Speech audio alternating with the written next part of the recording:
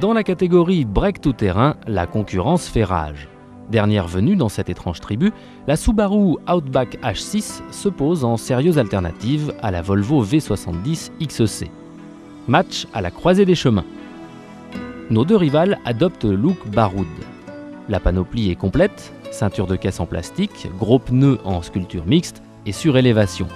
En la matière, avantage à la suédoise qui affiche une garde au sol de 20 cm contre 19 pour la japonaise. Côté équipement, les deux breaks se valent. La Subaru propose 6 airbags, l'ABS, la climatisation automatique, le cruise control, la radio CD, 2 toits ouvrants, la banquette arrière rabattable et un système exclusif de correcteur d'assiette à l'arrière. La Volvo, dès la finition de base, surenchérit avec les rideaux gonflables de sécurité, le système anti-coup du lapin, le WIPS. Deux défauts subsistent par rapport à la Subaru, l'autoradio n'intègre pas le lecteur CD et les sièges sont à réglage mécanique, contrairement à ceux de la Subaru. Malgré son flat 6 3 litres de 210 chevaux, l'Outback se retrouve à la peine face aux 5 cylindres 200 chevaux du V70. La faute à qui ? À la boîte auto de la Subaru, dont la logique de passage des rapports est on ne peut plus floue.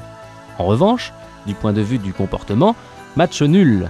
Ainsi, le manque d'agilité de la suédoise vaut la suspension guimauve de la japonaise.